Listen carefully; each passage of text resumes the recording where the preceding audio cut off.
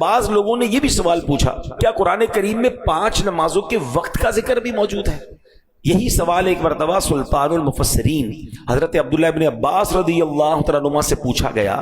کسی نے عرض کی کیا قرآن کریم میں 5 نمازوں کے وقت بیان کیے گئے ہیں؟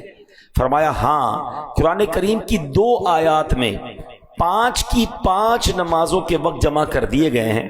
پھر آپ نے پارہ 21 سورہ روم کی آیت نمبر 17 اور 18 کی تلاوت کی. اب ذرا غور سے سنیے کہ قرآن میں 5 نمازوں کا ٹائمنگ کیسے بیان ہوا. اللہ قرآن میں فرماتا ہے فَسُبْحَانَ اللَّهِ حِينَ تُمْسُونَ وَحِينَ تُصْبِحُونَ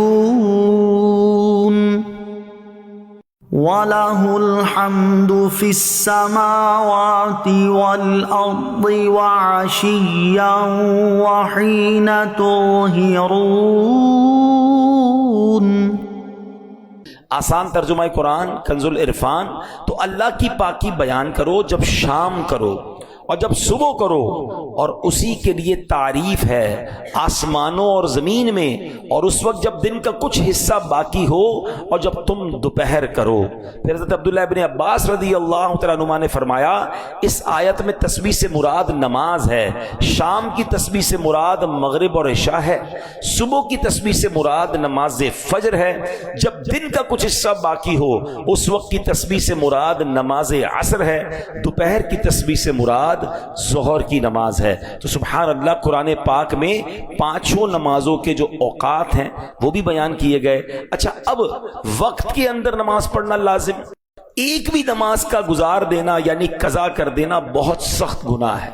بندے کو کیسی مجبوری ہو، جب تک شریعت اجازت نہ دے نماز کو اس کے وقت سے ہٹانا. مثلا یہ سوچنا کہ یار ابھی ظہر میں مصروف ہوں، عصر کے ساتھ پڑھ لوں گا، مغرب اور عشاء ایک ساتھ پڑھ لوں گا، یہ ہرگز جائز نہیں ہے. اب ذرا غور کیجئے گا نماز ٹائمنگ میں کتنی ضروری ہے کہ ایک مرتبہ ایک جنگ کا موقع ہے، مسلمانوں اور کفار کی جنگ ہو رہی ہے. اچھا، کافروں کو پتا تھا کہ مسلمان نماز کے بڑے پابند ہیں. عصر کی نماز کا وقت ہونے والا تھا، انہوں نے پلان کیا کہ جب یہ عصر پڑھیں گے نا ہم اسی وقت اٹیک کر دیں گے ان پر. اب یہ ان کا پلان تھا. اللہ کریم نے حضرت جبریل علیہ السلام کو بھیجا، اور سبحان اللہ، اللہ نے کیا خوبصورت طریقہ ارشاد فرمایا. قرآن میں 5ویں سپارے کی آیتیں نازل ہوئیں، اس میں اللہ پاک نے نماز خوف کا طریقہ ارشاد فرمایا، تاکہ جب ایسا معاملہ آ جائے کہ تم 2 گروہ میں بٹ جاؤ اور ایک گروہ جماعت میں شامل ہو، امام کے ساتھ 1 رکعت پڑھے، پھر جو دوسرا گروپ ہے دشمن کے مقابلے میں رہے، پھر پہلا گروہ دشمن کے مقابلے میں آ جائے، دوسرا امام کے ساتھ جماعت میں شامل ہو. یہ ایک پورا طریقہ ہے جو قرآن پاک میں تفصیل کے ساتھ بیان کیا گیا. اب یہاں اندازہ لگائیں کہ نماز کو وقت کے اندر پڑھنا کتنا ضروری ہے. حالت جنگ میں بھی ظہر اور عصر یا مغرب اور عشاء ملا کر پڑھنے کی اجازت نہیں دی گئی. اب ذرا غور کریں کتنا امپورٹنٹ ہے کہ دشمن سامنے ہے، صفیں بنی ہوئی ہیں، عصر کا وقت آیا، یہ نہیں فرمایا کہ ابھی لڑائی ہے، جنگ ہے، اس کے بعد پڑھ لینا. نہیں، طریقہ پورا بیان ہوا قرآن میں کہ امام کھڑا ہو اور جناب ایک صف بنائی جائے، اور ایک جو گروہ ہے وہ دشمن کے مقابلے میں رہے.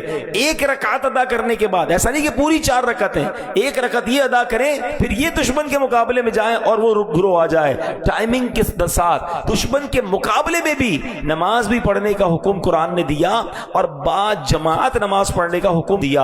اب ہمارا حال کیا ہے؟ یار آج سر میں درد ہے، ذرا کل پڑھ لیں گے، آج گھر میں مصروفیت زیادہ ہے، کل پڑھ لیں گے، آج بڑی امپورٹنٹ میٹنگ آفس میں چل رہی ہے، بڑا اہم کسٹمر آیا ہوا ہے، ابراڈ سے آیا ہوا ہے، اور بڑا جناب آرڈر فائنل ہونا ہے، یار شام کو پڑھ لیں گے. نہیں جناب آج ذرا بارش ہو رہی ہے، موسم ٹھیک نہیں ہے، کل پڑھ لیں گے. یعنی ہو یہ گیا ہے کہ ہمیں ہر مصروفیت میں جو سب سے پہلی چیز ہم ڈراپ کرتے ہیں وہ ہم نماز کو ڈراپ کرتے ہیں.